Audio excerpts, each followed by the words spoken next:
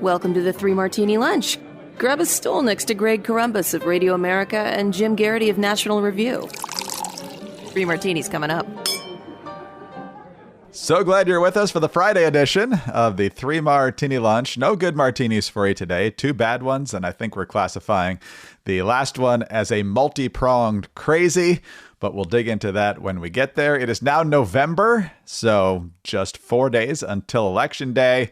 And let's just say yesterday was not only Halloween, it was not only 5 days before Election Day, it's also the end of the monthly fundraising period. So the Democrats are very, very active in trying to get Doris to kick in. But now that it's November, they only want $1 from her. They're still going to get nothing. But all right, let's get to the first bad martini. And that's the fact that today's the first Friday in November. So we get the jobs report. And here's Rick Santelli from CNBC giving a number that I don't think anybody would have expected. Jobs light, 12,000. 12,000 in non-farm payroll. That is the lightest going back to December of 2020. And partially explained, of course, by storms, hurricanes, and strikes, but there's more nuance to come. If you look at what the unemployment rate is, that remained at 4.1. So people are going to scratch their heads. Hey, lousy jobs report, why 4.1? Because the rate comes from the household survey, and the household survey counts those that are off work, absent due to strikes and storms. So they're counted as employed. It remains at 4.1%. But it's not just a gain of 12,000, regardless of the factors in October. There were also downward revisions in August and September to the tune of $112,000. So over the past 3 months, we're at a net loss of 100,000 jobs, which is obviously not what you want when you're the incumbent party or Kamala Harris. But overall, Jim, you and I have never put the jobs report in a category based on who it benefits politically. It's about whether it's good for the country or not. And when the jobs number for an entire month is 12,000, better positive than negative, but definitely down from anything we've seen in recent times. And the overall net of the last 3 months is down 100,000 jobs. Definitely bad. Yeah. For anyone wondering why is it in this category, I want the country to be generating a lot of jobs. Month after month, I want lots of jobs out there. I want lots of job opportunities out there. I want people to climb up and be able to find a job that, not just pays them, hopefully pays them what they think is a good living, and they can, send their kids to college and all that kind of good stuff. So we want that number to be high, whether it's a Democratic president, Republican president, Democratic control of Congress, Republican control of Congress. I think at the beginning of November, end of October, people's perceptions of the economy are pretty much, the concrete has dried. I don't think that the number would have had to come out and be spectacularly unexpected in either direction to have any impact on people's voting. And let's remember, I didn't check the early vote numbers this morning, but something like, tens of millions of Americans have already voted. The election's already over for a whole bunch of people. But look, this is not what you want to see. And I think we've been having this for really almost the entirety of the Biden presidency, this idea that unemployment is low, therefore the economy is doing well. And a significant majority of, whether you're asking likely voters, registered voters, adults, they always keep saying, well, I can't afford anything. Prices are very high. My wages are not keeping up with prices, whether it's groceries, whether it's gas, rent, mortgage, all this kind of stuff. So this is why people feel bad about the economy. Now, I think what makes us really nervous is the unemployment rate, which has been very slowly starting to creep up the last year or so. I mean, it's still low by historical standards, but it's not as good as it was. That is, a unnerving sign. If job creation is starting to slow, and we're still dealing with the after effects of high cost of living, et cetera. Secondly, Greg, and again, I'm not an economist, but I kind of wonder if the election being very close, and this atmosphere, I would argue, of uncertainty. We don't know who the president's going to be. We think Republicans are going to control the Senate, but I don't think we say, we would not want to, bet our paychecks on that. We've seen Republicans bobble away winnable races plenty of times before. And we don't know who's going to control the House. So we don't know what the policies that are going to be enacted in 2025 are going to be. If Harris wins and there's a Democratic, either a 50-50 Senate or a Republican majority entirely dependent upon the whims of Murkowski and Collins, then all of a sudden there's a possibility you'll get tax increases and you'll get a whole bunch of, more regulation, et cetera. If it's Trump and a Republican Senate and a Republican House, well, then policy is going to go in a different direction. And I think if you're a big company, you want to see how that shakes out before you commit to we're going to build a new factory here. We're going to expand a new product line here. We're going to hire a whole bunch of people. You just don't know what the economy is going to be like. And it feels like the government policy aspect of the economy has a higher rate of variability right now than in previous years. Probably shortly after Election Day, we'll have a good sense of what it is. And maybe businesses will feel more confident making decisions and assumptions about the future. But I think this is just a giant... The sword of Damocles is hanging over us right now, and we just don't know what it's going to be like. And I suspect that is a drag on what would be normal levels of economic growth at a time like this. Yeah, there's some evidence in this report that backs up exactly what you just said. First of all, Jim, while the overall unemployment rate officially is at 4.1%, the broader measure, the U6 as they call it, of unemployment that includes discouraged workers, which means they've given up, and those holding part-time jobs but would prefer to be working full-time and things like that, that's 7.7%. Also, as you mentioned, in terms of people holding back on hiring, there was a drop in manufacturing. In addition to the expected pullback in manufacturing, temporary help services also saw a drop of 49,000. Not a good snapshot of where the economy is right now. There was a report earlier this week that inflation year over year is at its lowest in quite a while, just over 2% now, which I'm sure the Democrats would like to push harder than this report. But, people are definitely still feeling the prices because, again, that's just how much it's gone up, not where it's been overall over the last 4 years. So a lot to chew on, and economy definitely the number one issue for voters. We'll see if this makes any difference in these final days as people make up their minds for the last time. All right, Jim, on to our second bad martini now. And we talked earlier in the week about how early voting is looking pretty darn good for Republicans in Nevada, way better than any place that has looked in the past in previous cycles. Republicans embracing the early vote model more than they have in the past. And we're seeing huge early vote numbers in a bunch of different places around the country. We've talked about Georgia a lot, but other states that are considered battleground states are definitely seeing large numbers as well.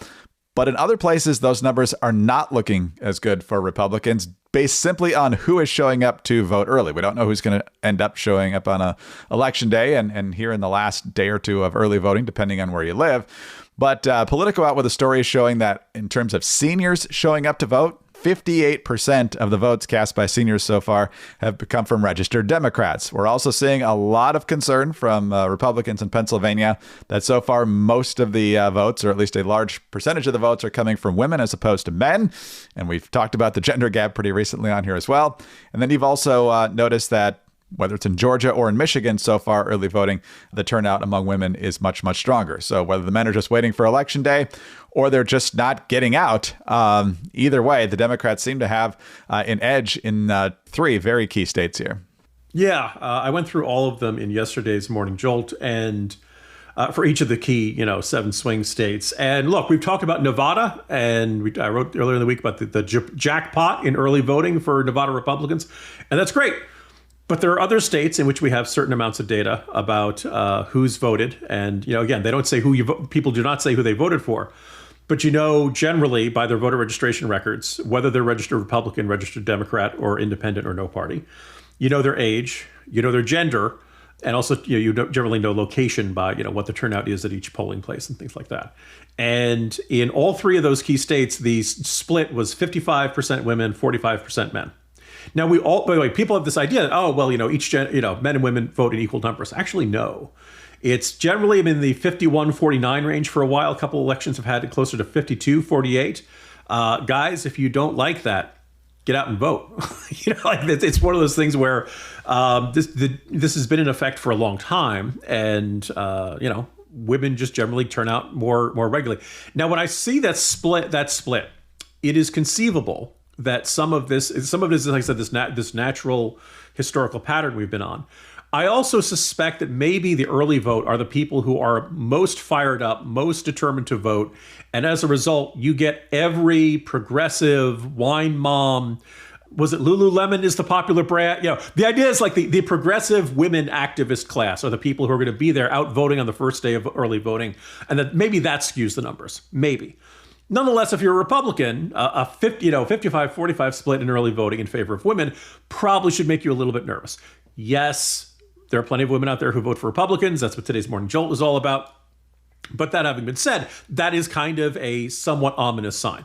And then in terms of Pennsylvania, it's conceivable that some of these people are blue-collar Pennsylvanians who are registered Democrats, but who vote for Republicans or have been drifting more in the direction of Republicans, really for the better part of a generation, but more accelerating in the Trump era. But I would not want to bet my presidency on that. I think there's a good chance if you're a registered Republican, if you're a registered Republican, you probably voted for Republican. If you're a registered Democrat, you probably voted for Democrat. Maybe there's more crossover. The fact that you've seen groups like the Teamsters and International Association of Firefighters not endorse Harris when they've endorsed almost every other Democrat does kind of indicate that maybe these blue-collar guys are not inclined to vote for Kamala Harris. But again, I would not want to bet that. So as much as we talk about the good points in the early vote, particularly in places like Nevada, there are some indicators in these other states that are a little bit ominous.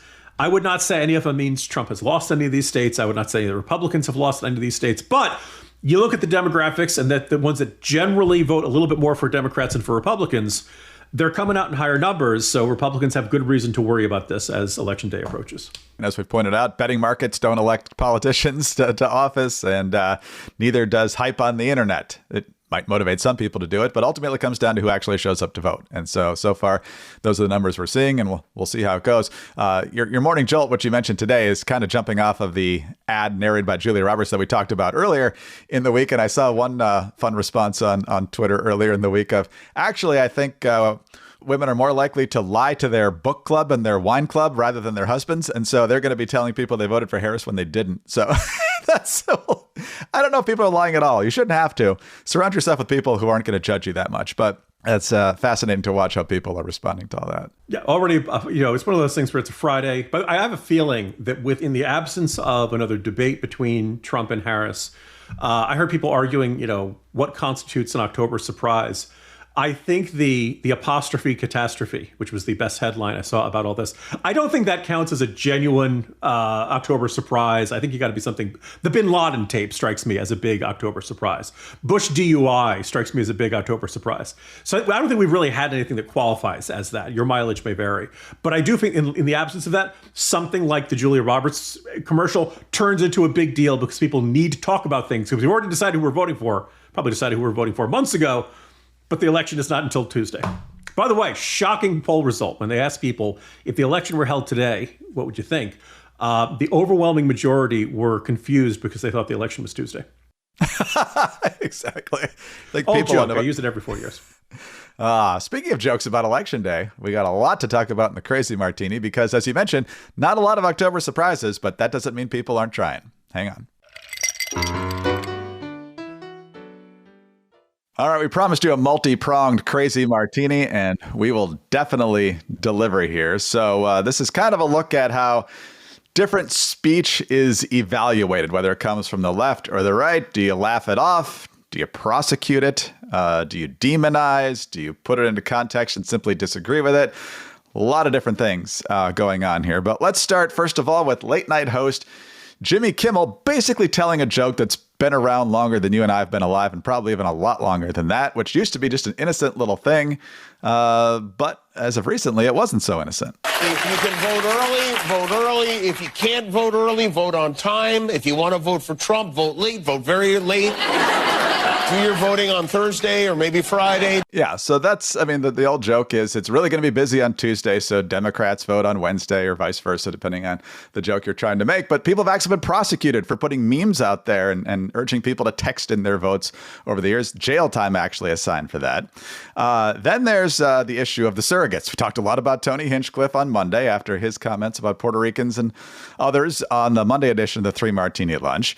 But surrogates are stepping it in other ways as well, including Mark Cuban, the billionaire former owner now, I think, of the Dallas Mavericks, but you know him from Shark Tank and everything.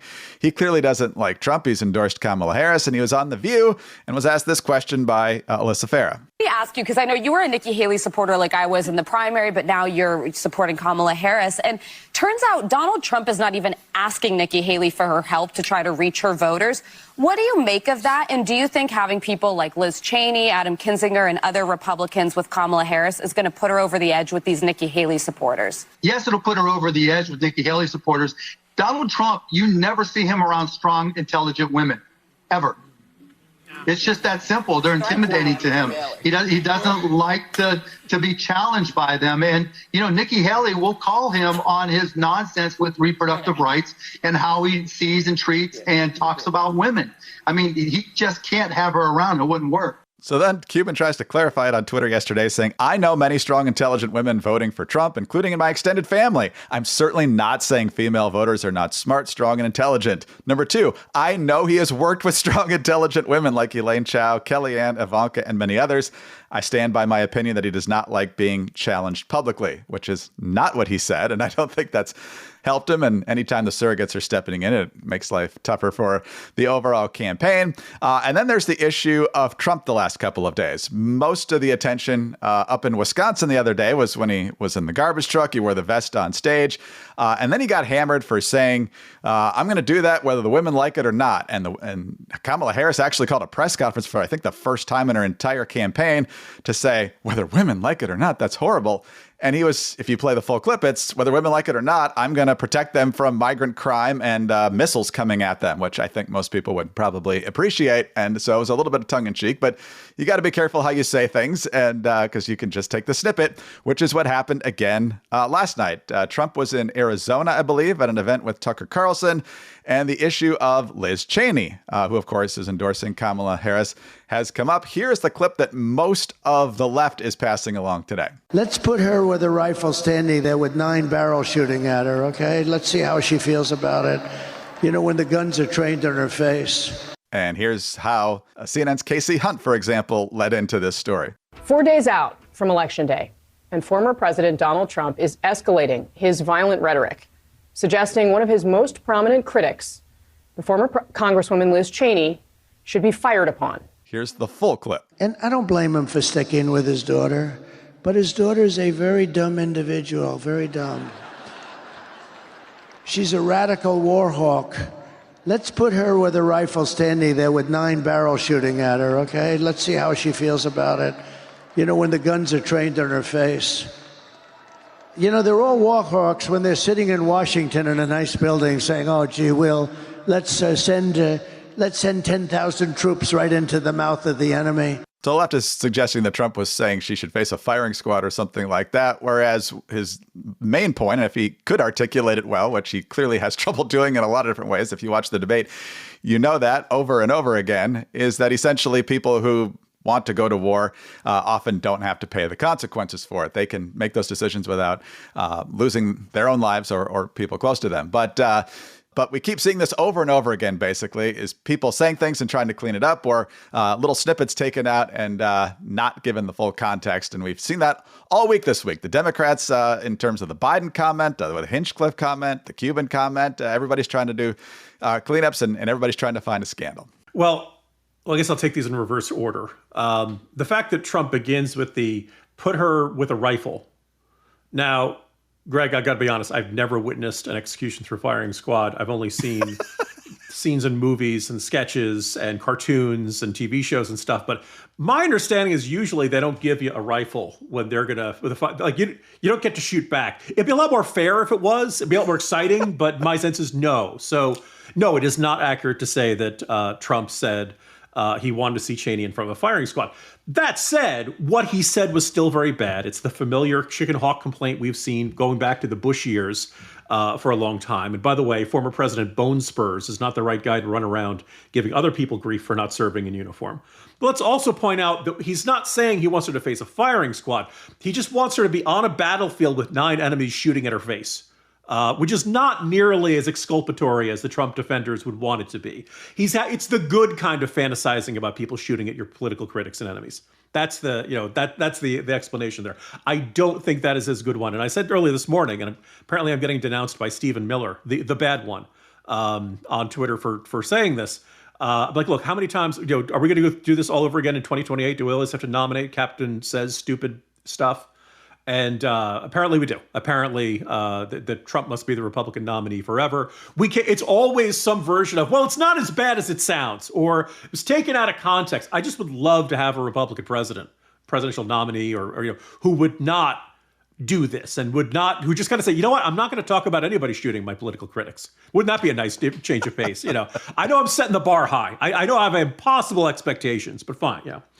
Actually, I'll skip to Jimmy Kimmel just because I'll just observe that, like, we've all heard the joke. It was fine. I think the fact, like the idea of, okay, because of crowds, Republicans vote on Tuesday, Democrats vote on Wednesday.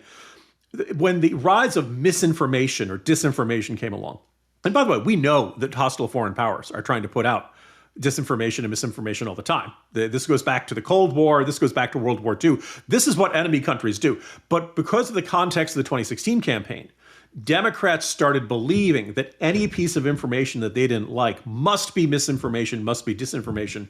That's why you've got, was it 51 intelligence community experts who said the Hunter Biden laptop had all the hallmarks of Russian disinformation. Now, notice the wording on that. They didn't say it was Russian disinformation. They had no idea. The story had just broken in the New York Post. Nobody knew anything about it. But they felt the need to take their authority based on their past service, jump into the partisan fray of the 2020 campaign and say that based on our expertise, we believe it has all the but I'd love to know what those hallmarks are. Was it originally in Russian? Was that what it, where you got it from?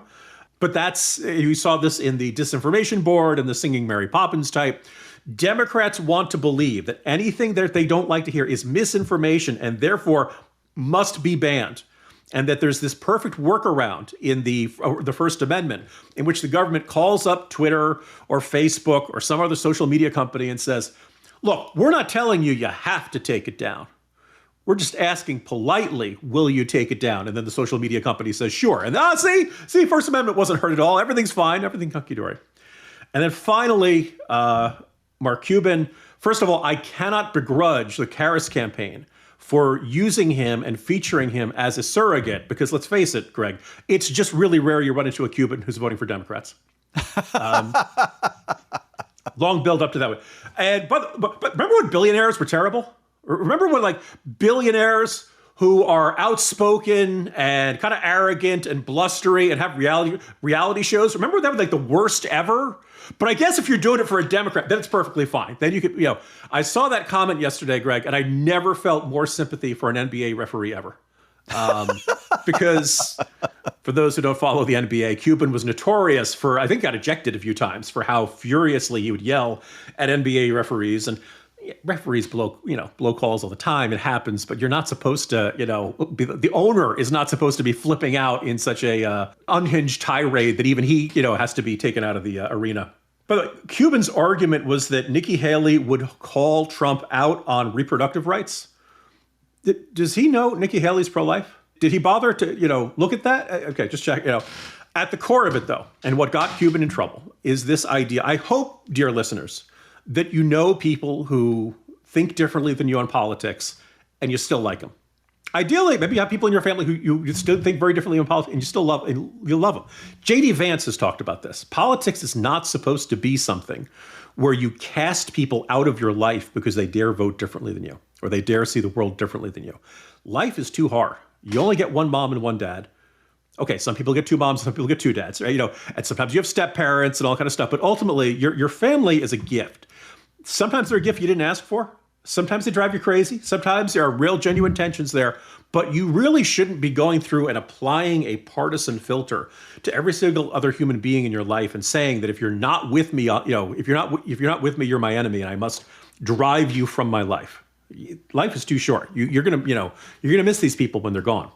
I wasn't going to plan to talk about this today, but Jazz Shaw, longtime contributor to Hot Air, who I got to see at a bunch of blogger conferences, passed away. Far too soon. And you just never know who's not, any of your friends, any of your loved ones, they get hit by a bus tomorrow, right? We have nothing guaranteed in this life. So you really shouldn't let something like, oh, I can't believe you voted for that candidate, turn into something that tears you asunder. And what Mark Cuban said yesterday is basically this argument that's far too common. All good and smart people support my candidate. All bad and dumb people support the other candidate. No, that is not the case. I have met Republicans who are the best people in the world, and I've met some real jerks. I'm going to reserve comment on Stephen Miller, but I'll let you draw your own conclusions. I've met Democrats who are some of the kindest, most gracious, most courteous and giving people you're ever going to run into. And I've also run into plenty of them who are jerks. That's the nicest word that I can use there. You should not be walking around with this kind of partisan filter on how you deal with these things. And yet, I think in an unguarded moment, Mark Cuban reveal that, yes, he does think that, and then he probably heard from his own family members. And it's probably going to be an awkward Thanksgiving at the Cuban house. Yeah, two quick thoughts on this. First of all, if we had paid attention to the founders' ideal of limited government, we wouldn't be this obsessed about it. We would know, oh, that's right, we got to hire new temps for the next 2, 4, 6 years, whatever's on the ballot. And then you go back onto your regular life. That's how it was meant to be. Also, Jim, the Shark Tank green room's got to be fascinating these days with Cuban and Kevin O'Leary's big conservative. Cuban's on Team Kamala now. And then actually that's a testament to it. And it should be a good example to Mark Cuban that actually, people you do like. It is not surprising that you've seen folks on the left, kind of continuing this theme of today's Morning Jolt. If a woman is supporting Republicans, she must be brainwashed, evil, dumb, self-hating, right? There's got to be something, or she's in an abusive relationship. Those are the only conceivable reasons somebody might prefer Republicans to Democrats in their minds. You'd think I'd be in a better mood with the Jets win, wouldn't you?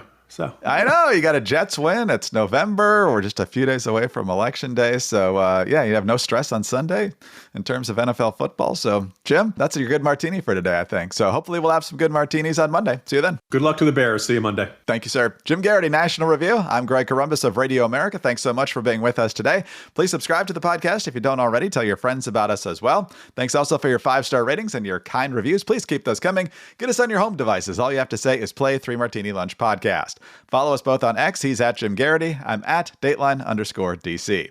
Have a terrific weekend. Join us again on Monday for the next 3 Martini Lunch.